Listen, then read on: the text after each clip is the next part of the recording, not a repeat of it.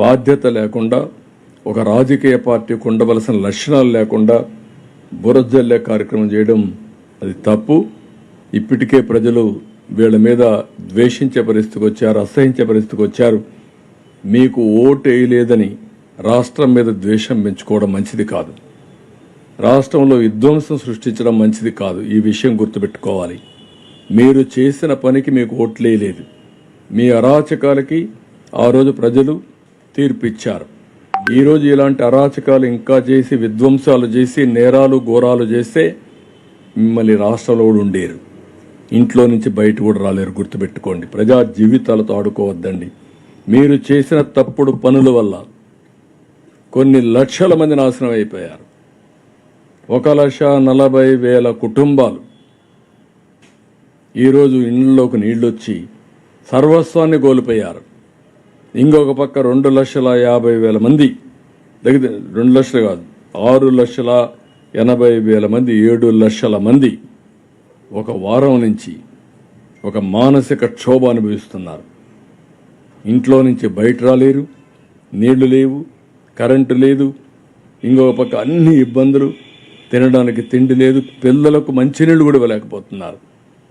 అంటే ఎక్కడే పోతున్నాం ఇవన్నీ? నేను చాలా స్టోరీస్ చెప్పాను. కనీసం మానవతా దృక్పథం మీకు ఉండుంటే, నన్ను ఒక ఆయన అడిగాడు, మా పిల్లలకు మంచినీళ్ళు ఇవ్వలేకపోతున్నాను, మంచినీళ్ళు ఇప్పించమని అడిగాడు. నేను చాలా బాధపడ్డా.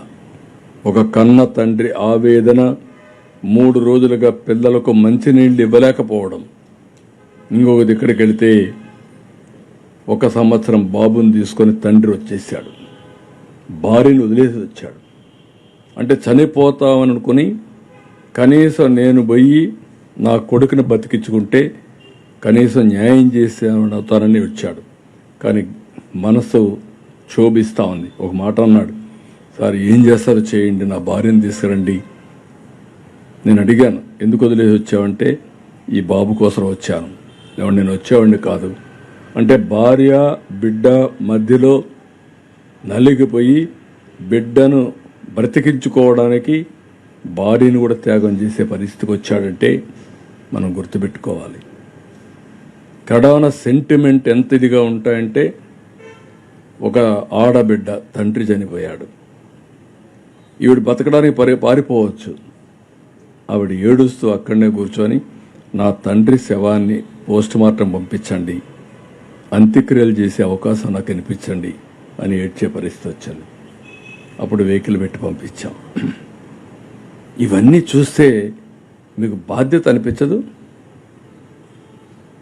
ఇంత దారుణంగా ఎవరొచ్చినా ఇంత పెద్ద క్రైసిస్ చేస్తే, నేను సాయంత్రం పోతే పబ్లిక్ వాళ్ళ హ్యాపీనెస్ కానీ నా మీద ఉండే నమ్మకంతో పరిగెత్తా వస్తే దండం పెట్టి, కాదు పనులున్నాయి, ముందు నీళ్ళని పోవాల్సిన అవసరం ఉంది, దయచేసి నాకు దారి ఇవ్వండి అని చెప్పి దండం పెట్టి వచ్చాను. అది వాళ్ళ యొక్క బాధ్యత, వాళ్ళు ఇచ్చే ఒక నమ్మకం. ఇక్కడ వీళ్ళని చూస్తే ఇష్టానుసారంగా ఏదంటే చేస్తాం, ఏం చేసి జరుగుతుంది, ఇంకా మేము సాధిస్తాం అంటే మాత్రం కరెక్ట్ కాదు. దీన్ని చాలా తీవ్రంగా ఖండిస్తున్నా, గర్హిస్తున్నా. ఇది